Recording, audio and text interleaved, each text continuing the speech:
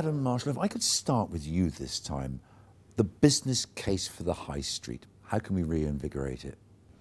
Well, you've got businesses of every shape and size on high streets up and down the country. Some of them will also be on business parks or industrial estates. What they all have in common is density. You've got a lot of businesses in close proximity to each other that generate a lot of interest for local people, right? And if local people cannot get to access those businesses, then revitalization is going to be an extremely difficult challenge indeed. So what you need to see really is twofold. One is really clear, legible, easy to use bus services so people can get to these dense hubs of activity in their town and city centres easily. And the second, yes, of course, you still have to have parking for the car, because the two things together actually make for a vibrant and vital high street. Too often in this country, we actually privilege one over the other when we need both. We really need to see bus access to our town and city centres improved, and actually what you will have is a number of merchants and business people who will be cheering all the way because of the numbers of people that can be brought in quickly, easily and efficiently. I look at a place like Cambridge, for example. Great park and ride infrastructure, frequent bus services, and actually a city centre where you wouldn't want to drive in. People use those services. It works and it's a vital place to go and it's a vital place to shop. I'd hope that Adam would agree that actually bus users are tremendous supporters of the high street, and if we are serious about wanting to revitalise the high street, we'll make the facilities for buses better and we'll get more people onto buses. People who use buses tend to visit high streets more, they're good spenders, they're not constrained by times of parking and the hassle of finding a parking space.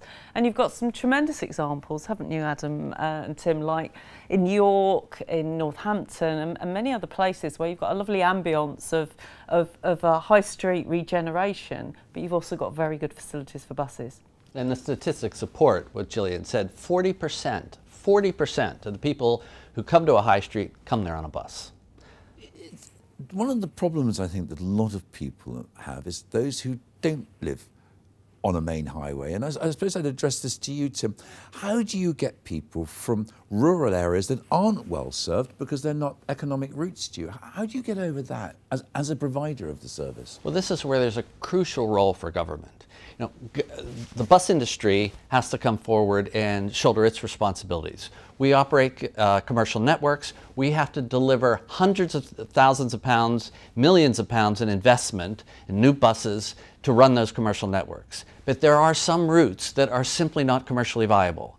And the local authorities want to be able to tender those routes to support them to have a full network so they can have a full community.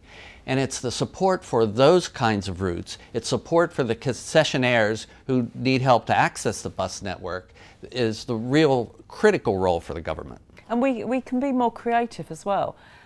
People tend to think of just a bus, a large bus, but of course we can have feeder routes, we can have smaller vehicles taking people to where perhaps the bigger bus routes actually are.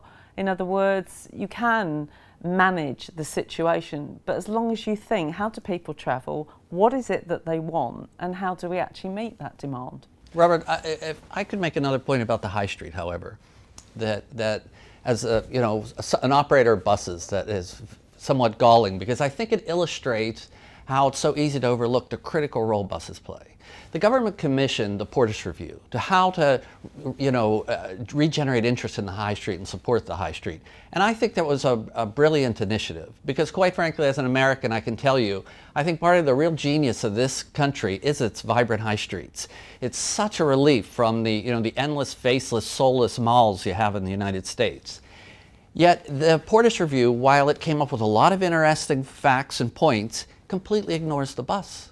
It completely ignores the bus. And yet, if we think about it, if high streets are to grow, if we just focus on cars, they have to be choked off because there's no place for all the cars to go. Surely then the future does go to miles out in the middle of some field where you can have endless parking.